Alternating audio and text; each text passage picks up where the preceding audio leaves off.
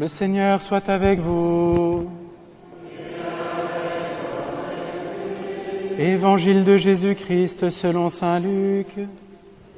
À toi, Seigneur.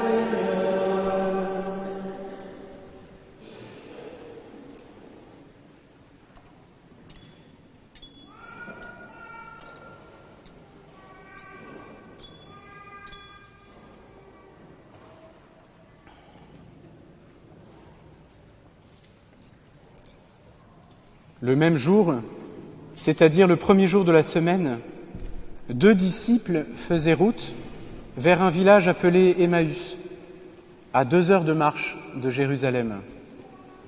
Et ils parlaient entre eux de tout ce qui s'était passé. Or, tandis qu'ils s'entretenaient et s'interrogeaient, Jésus lui-même s'approcha et il marchait avec eux. Mais leurs yeux étaient empêchés de le reconnaître.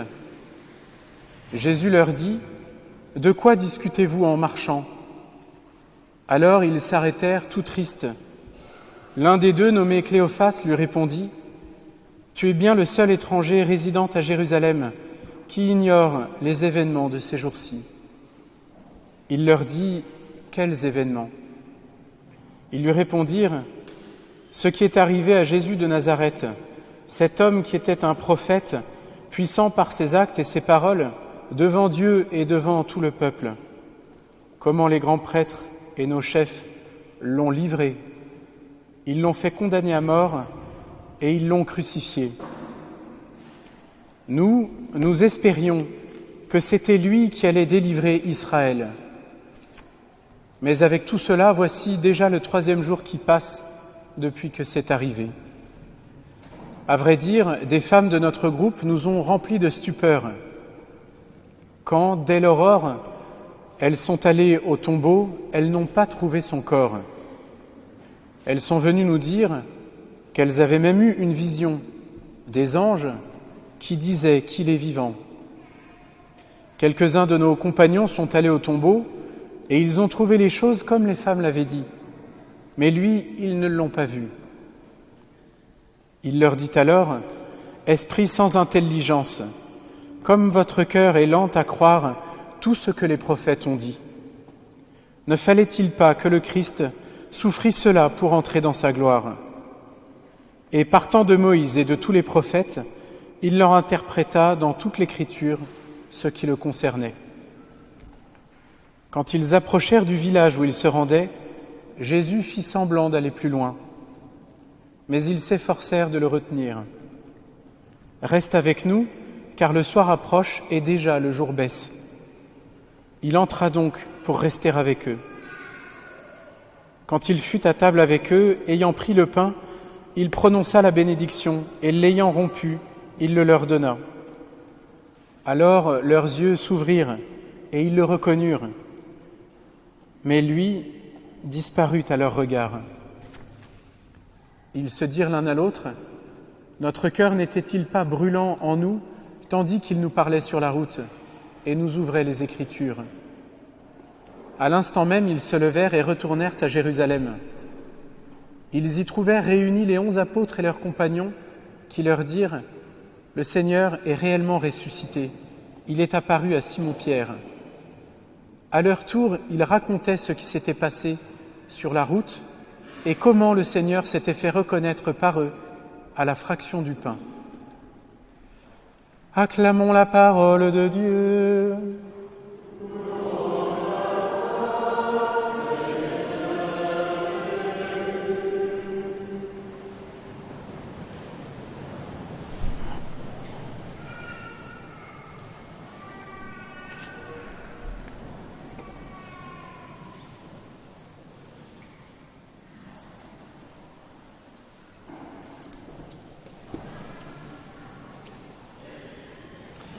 Chers frères et sœurs, la première lecture évoque un événement assez étrange. Moïse, à cette époque, a 80 ans. Et il est curieux de cet événement qui, somme toute, est tout à fait improbable. Un buisson qui brûle sans se consumer. Et au fond, c'est l'étonnement.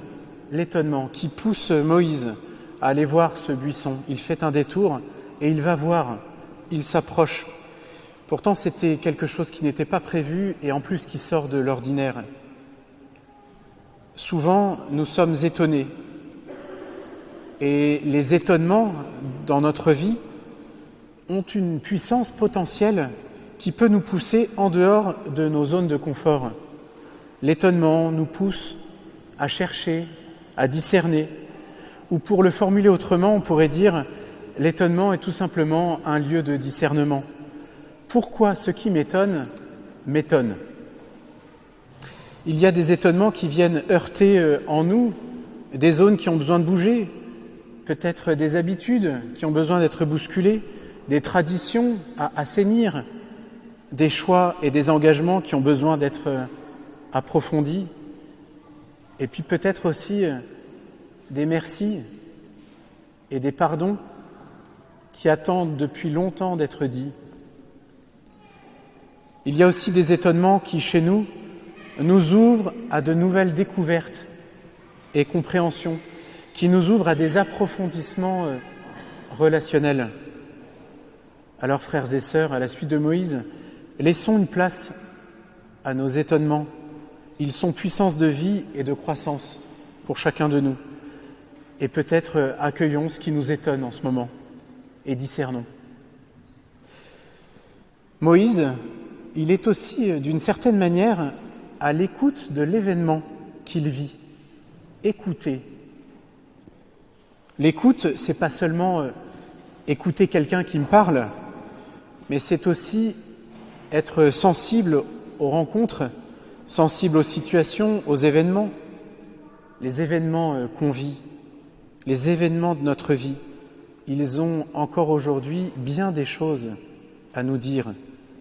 Les événements qui sont très importants dans notre vie, des événements liés à des choix fondateurs, des grandes étapes de notre vie, des événements de joie profonde, des événements aussi de victoire que nous avons vécus dans des moments qui étaient très durs pour nous.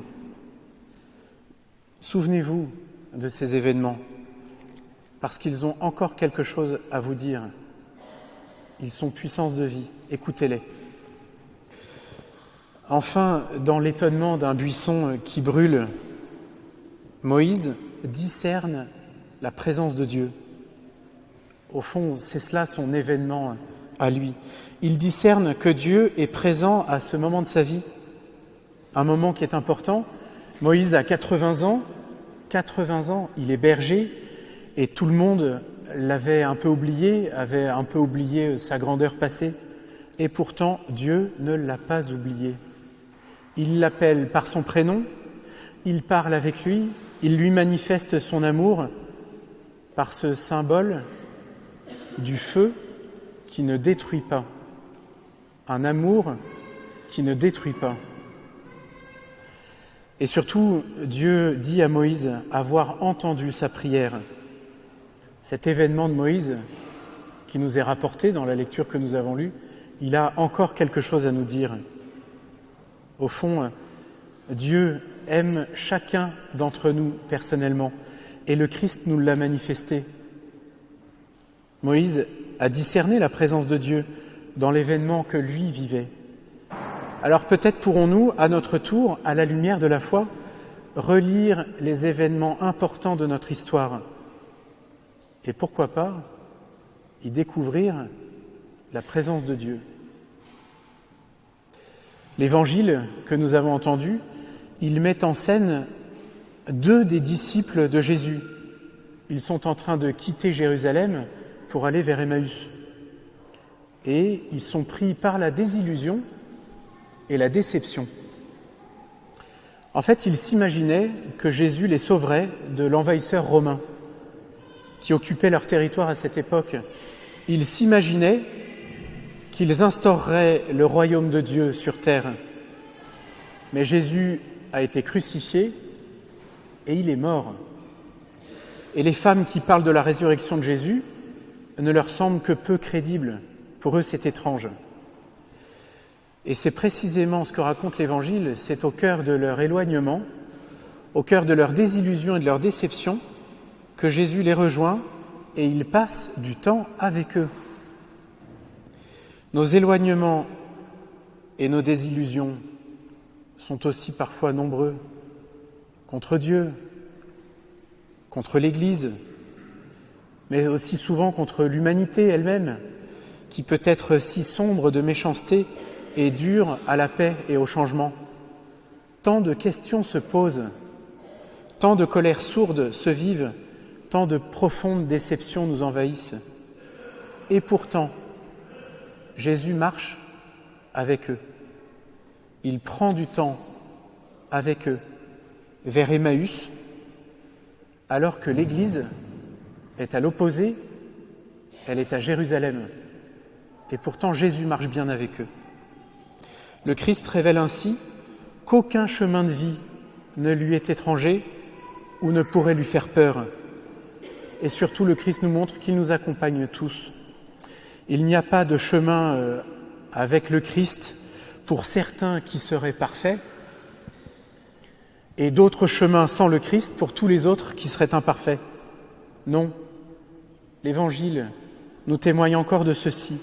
Le Christ est présent pour tous et le Christ nous montre que ce n'est pas l'approche binaire parfait-imparfait qui fonde la vie humaine et chrétienne, mais plutôt dans notre cheminement, dans nos engagements, dans nos choix.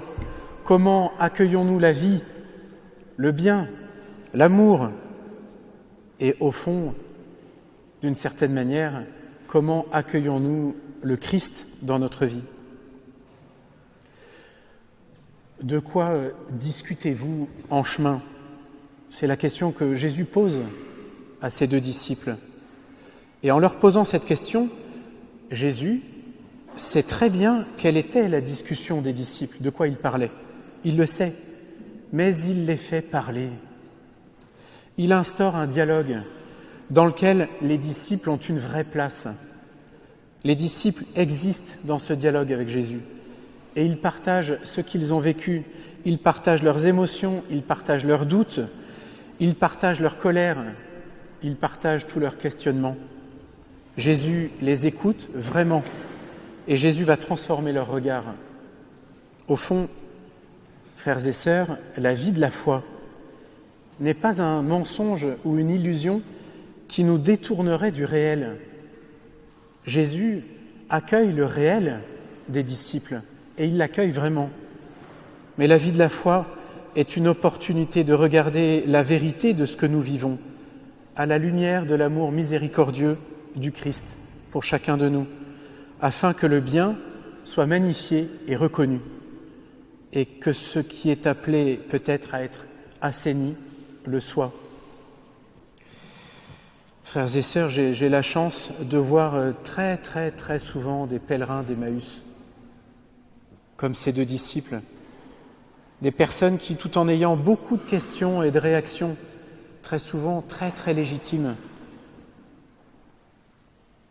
des personnes qui font ce que nous pourrions appeler du bien en silence, faire du bien en silence, dans tout type de situation de vie, tout type de métier, des artisans, des boulangers, des chefs d'entreprise, tous font du bien en silence.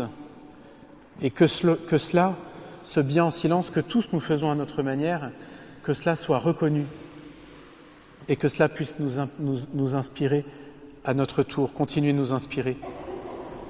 Le Christ a rendu le cœur des disciples brûlant d'amour, et c'est ma prière pour nous tous, moi y compris aujourd'hui, qu'il rende notre cœur brûlant d'amour, que cela soit notre expérience aujourd'hui. Amen.